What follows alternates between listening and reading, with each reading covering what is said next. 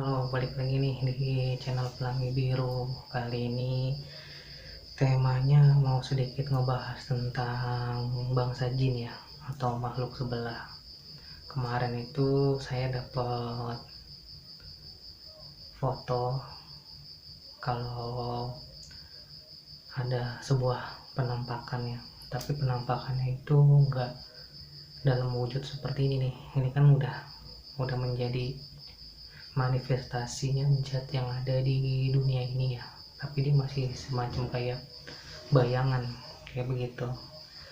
Terus orang itu bertanya apakah itu penampakan atau tidak ya, karena saya di situ nggak ada di sana, saya nggak bisa melihatnya secara langsung.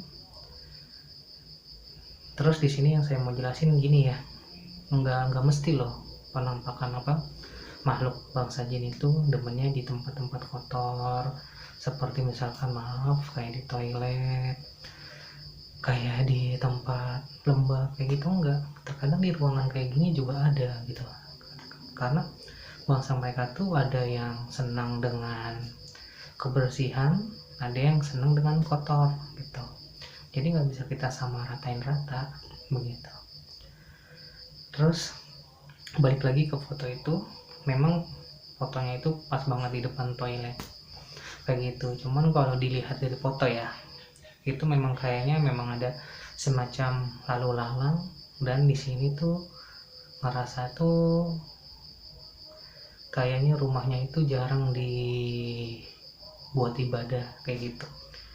Jadi di sini saya mau menyampaikan makhluk jin itu dia senangnya, ini yang untuk negatif ya, dia senangnya itu iya tempat kotor iya, terus dia yang lembab iya, tempat biasanya BAB iya, pipis iya.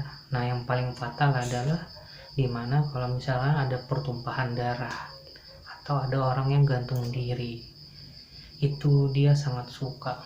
Jadi kayak semacam energinya tuh diambil sama dia, terus dia entah nggak tahu ya bagaimana dia bisa manifestasi menjadi orang yang si meninggal itu gitu. Terus saya juga masih agak bingung. Cuman kalau misalkan kita lihat secara langsung pasti wujudnya nggak sempurna kayak yang orang meninggal itu. Terus ada yang nanya gimana kalau dia bisa meniru suara. Ya bisa, dia bisa meniru suara. Jadi kalau yang kayak begitu, tanda kutipnya berarti kemampuan levelnya itu udah lebih tinggi dari yang biasanya. Kalau dibilang bahaya, bisa mengkhawatirkan, karena yang kayak begitu dia udah bisa megang benda terus dilempar kayak begitu.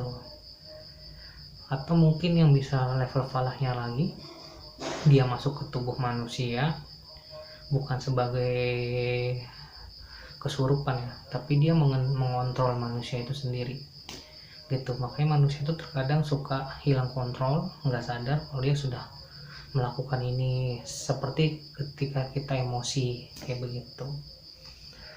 Jadi di sini saya mau menjelaskan itu aja kali ya. Jadi makhluk jin itu nggak mesti di tempat kotor, dia tuh ada hidup yang di udara, di langit-langit gitu, dia ada yang di tanah, dia ada yang di air. Itu juga tipe-tipenya banyak, dan nggak semua juga seneng hal-hal kotor lah pokoknya gitu loh. Yang bersih-bersih mereka juga seneng. Kayak misalkan di rumah ini nih, ini kebetulan memang suka dia bersih-bersih. Jadi kalau misalkan dia kalau ini udah kotor itu ya ada aja kayak gitulah, kayak begitu. Sebenarnya itu nggak mesti dimanapun, di masjid, di musola, di tempat ibadah lain pun itu ada gitu. Mau bentuknya seperti yang terkenal di Indonesia seperti kuntilanak, pocong segala macam itu ada kayak gitu. Kenapa ada? Oh jadi doa-doa ini dia nggak mempan? Bukan nggak mempan. Ketika kita mengeluarkan vibrasi energi dari doa itu tergantung dari niat yang kita bacakan sama hati kita, pikiran kita fokusnya kemana. Kalau misalkan kita lagi berdoa fokus kita ke uang, itu nggak akan menimbulkan energi negatif, energi positif, tapi energi negatif gitu. Sempat kan ada kejadian tuh di musola atau di masjid, tiba-tiba ada pocong lewat. Nah ini yang real juga waktu itu pas saya masih umur 15 tahun kali ya. atau kurang lah, masih belasan tahun. Jadi pas bulan Ramadan kan biasanya tuh main bola tuh.